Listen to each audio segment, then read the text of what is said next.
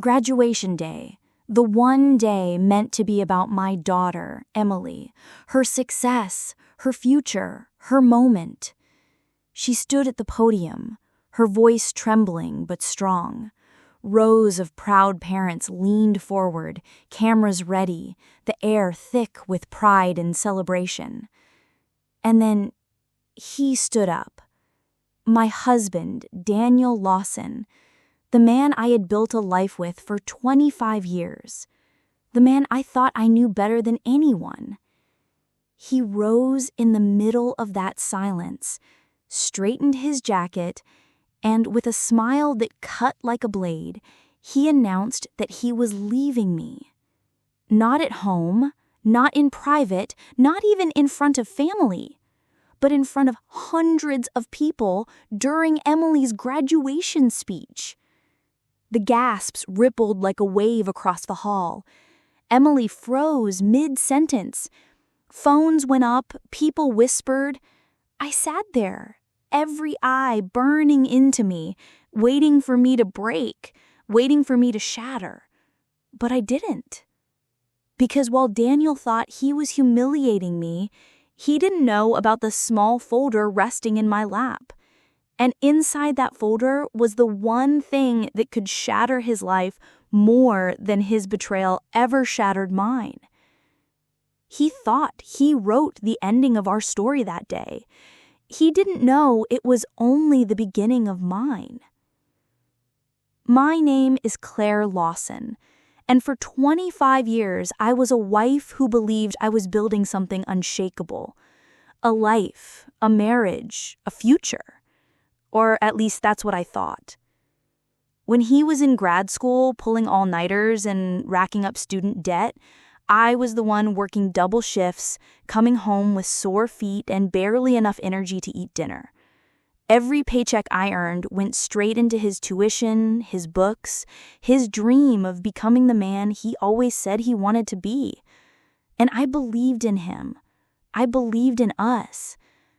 I set my own career aside without a second thought. I wanted to paint, to teach, maybe even open a gallery one day. But I traded my brushes and canvas for late-night budgeting, for packing school lunches, for balancing a household that only seemed to grow heavier as the years went on. I wasn't bitter about it, not then. I thought sacrifice was just another word for love. I was the glue that held our family together. Through sickness, layoffs, family drama, I stood tall while he climbed rung after rung on his career ladder. Everyone looked at him and saw success, but what they didn't see was me, behind the curtain, holding the strings so nothing collapsed. That graduation day wasn't supposed to be about me or him. It was about our daughter. Our brilliant, determined girl who had fought tooth and nail to stand on that stage and give a speech in front of hundreds. It was supposed to be the proudest moment of our family's life. But instead, it became the stage for betrayal. A day the cameras would capture, a moment people would whisper about long after the diplomas were handed out.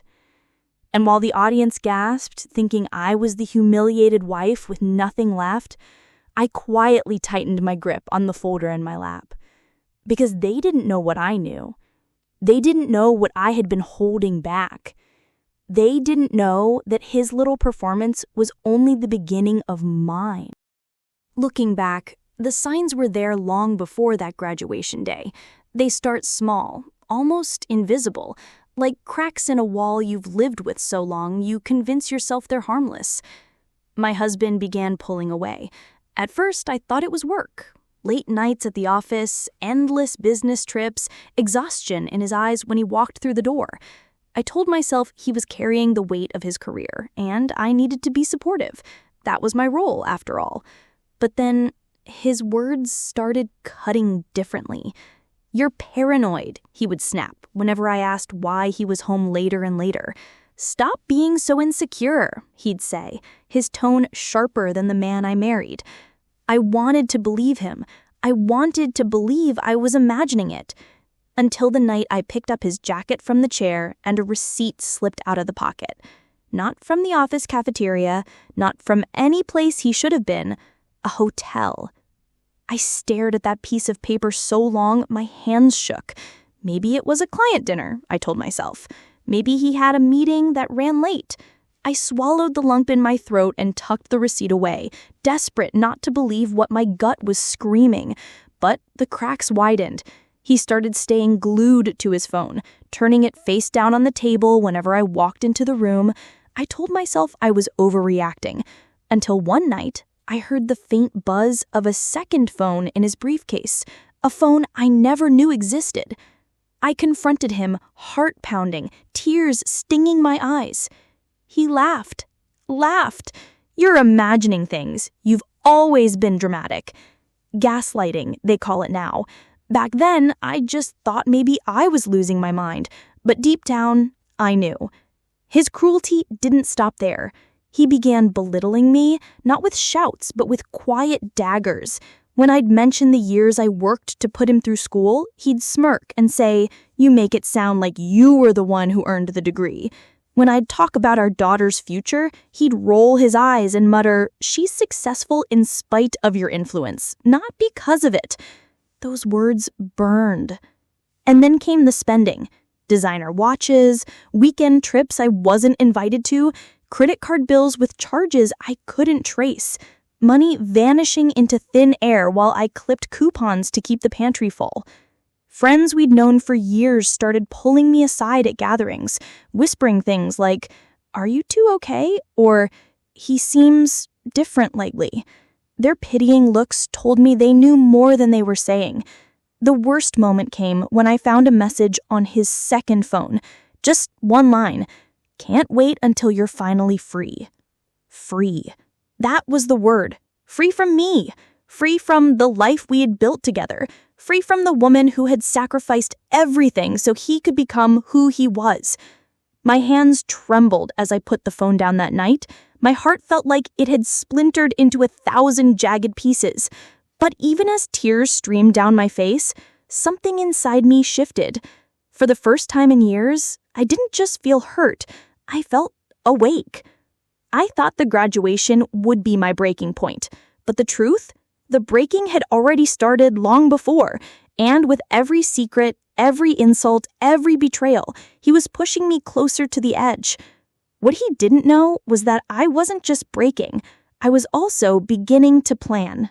The night it all came crashing down started like any other. He said he had a late meeting, but I could smell the perfume that wasn't mine clinging to his shirt when he tossed it in the hamper. I didn't cry. Not anymore. Instead, I went to his office, the one room in the house he treated like a fortress. He had grown careless, maybe too confident, because the filing cabinet drawer wasn't locked. Inside, I found a folder thick with papers, bank statements, transfers I had never authorized. My stomach turned cold as I read line after line. Daniel wasn't just cheating on me. He was bleeding me dry, quietly moving assets out of accounts we built together, funneling money into a private fund under his name. And then I saw it.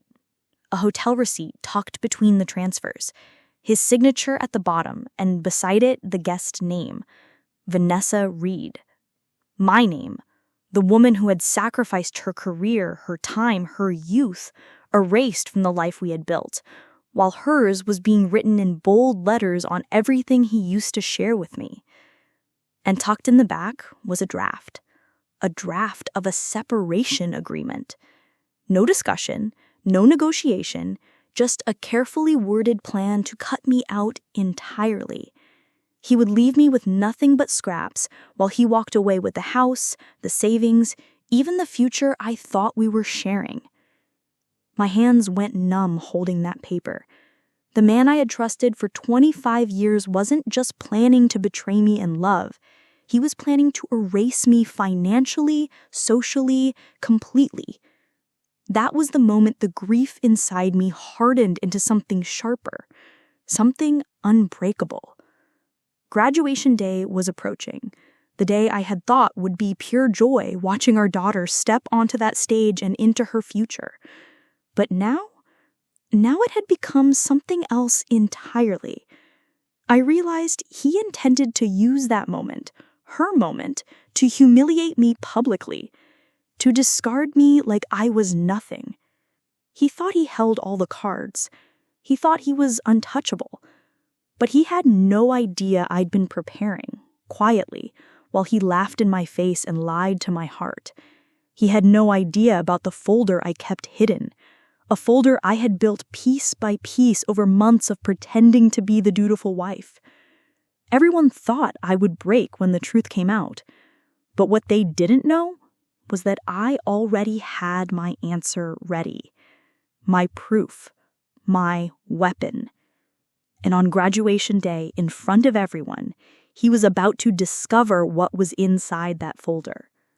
Once the shock wore off, something inside me clicked. I stopped crying in the shower. I stopped begging him with questions he would only dodge. I realized if I wanted to survive, I couldn't be emotional. I had to be precise. The first step was my lawyer. I made the appointment under the guise of a routine errand. Sitting in that quiet office, I slid the stack of bank statements across the table.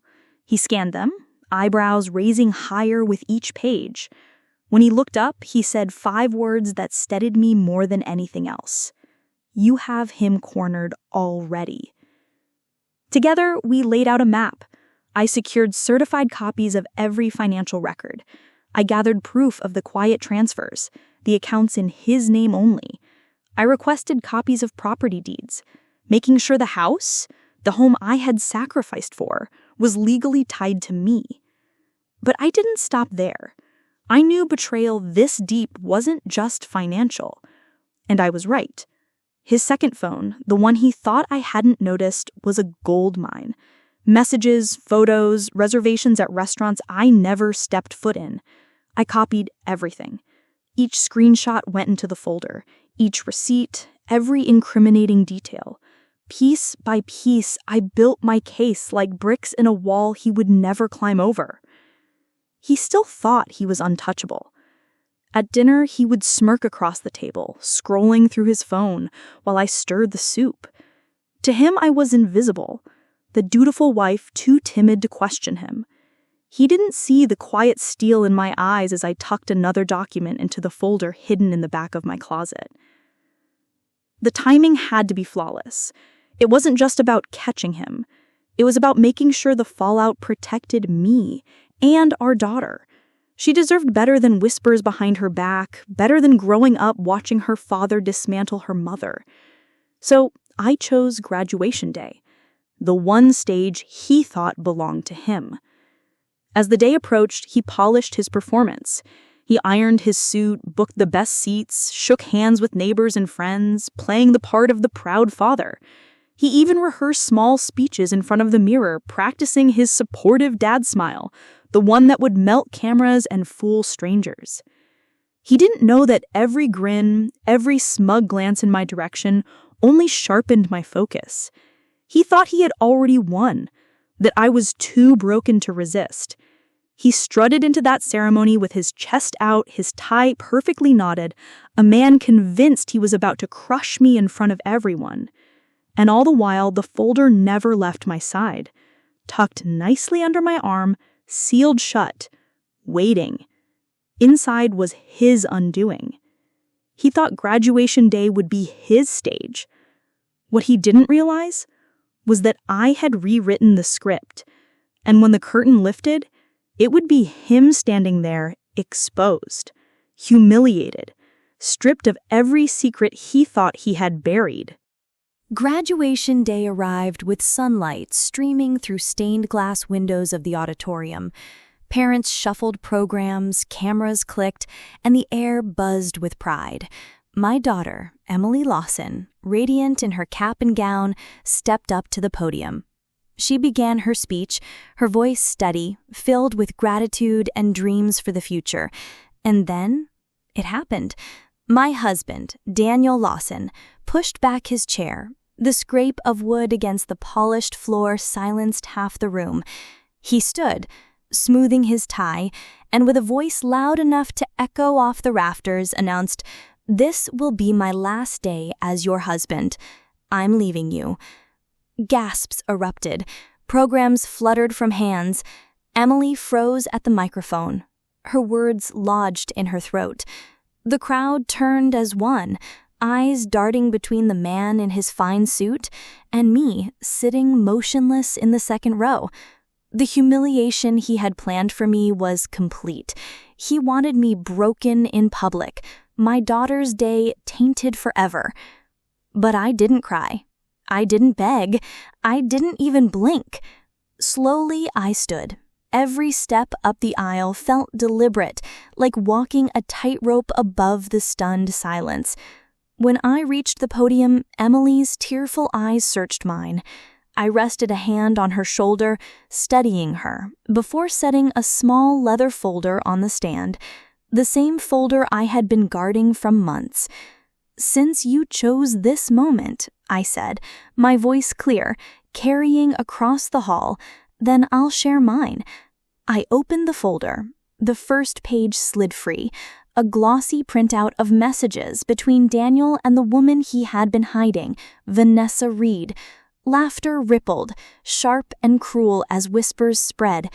I flipped to the next. Receipts from hotel stays, dinners, jewelry, all charged on accounts he swore didn't exist. Gasps again.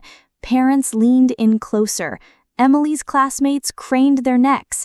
But it wasn't over, not by a long shot. Beneath the affair lay the financial trail, bank transfers, secret accounts, documents proving his attempts to move assets. The final sheet was the clincher. Notarized deeds and legal filings that secured the house, the savings, and my share of everything in my name. I wasn't walking away with nothing. I was walking away with security, with proof, with power. Then came the silence breaker. A voice from the back of the hall, tentative at first. "Isn't that Vanessa?" Heads swiveled. There she was, Vanessa Reed, sitting 3 rows back, her face blanching as she realized every eye was on her. She had come expecting to watch a proud father, maybe even to revel in my public humiliation. Instead, she was part of the evidence, exposed under the same spotlight.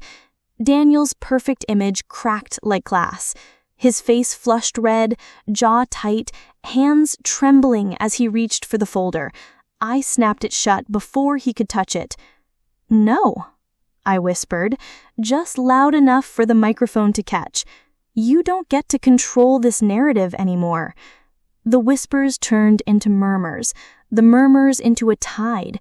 He looked around, suddenly small, a man stripped of the mask he had polished so carefully. He thought graduation day would be my downfall. Instead, it was his unveiling. Emily, brave even in her heartbreak, cleared her throat and spoke into the microphone again. And that's why my mom is the strongest person I know. The crowd erupted, not in pity, but in applause. Applause for her, applause for us. In that moment, I saw the realization dawn in Daniel's eyes. Every move he had made, every cruel smirk, every secret transfer, I had known. I had been waiting. The trap had been set long before this day, and now in front of everyone he sought to impress, his empire of lies collapsed into dust.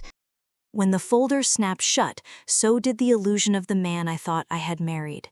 My husband, Daniel Lawson, stood frozen at the podium, sweat beading on his temple, the crowd's eyes cutting into him sharper than any blade.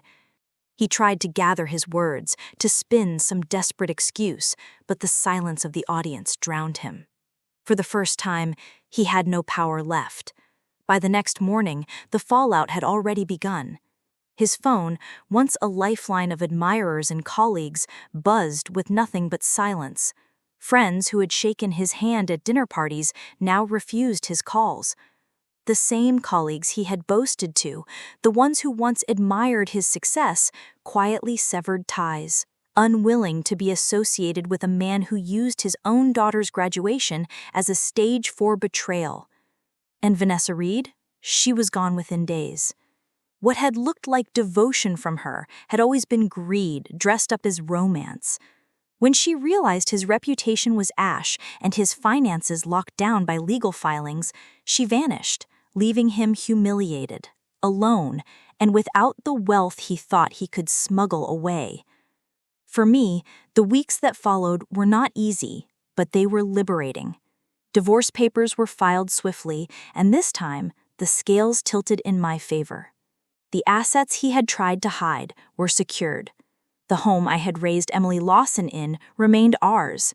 The savings he thought would carry him into his new life were now untouchable, legally bound to provide the stability he tried to steal from us.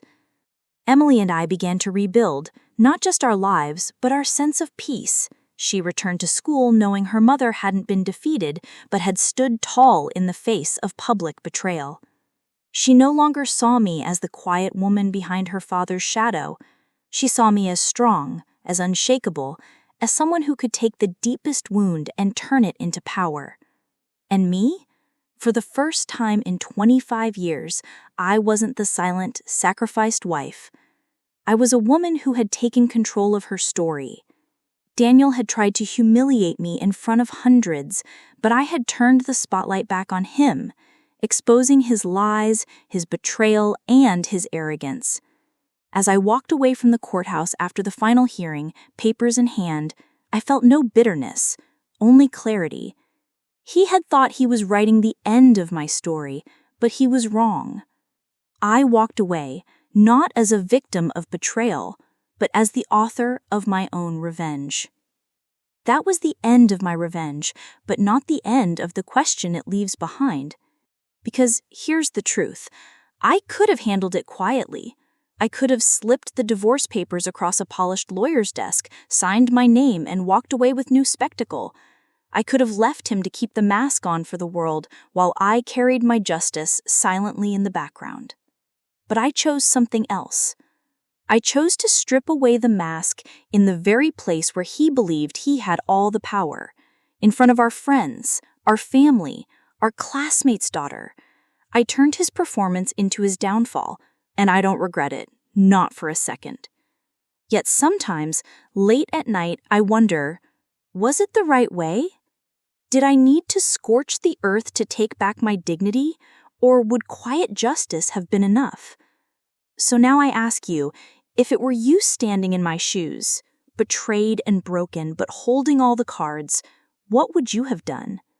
Would you have revealed the truth in front of everyone, as I did, making sure the world saw his lies collapse in real time?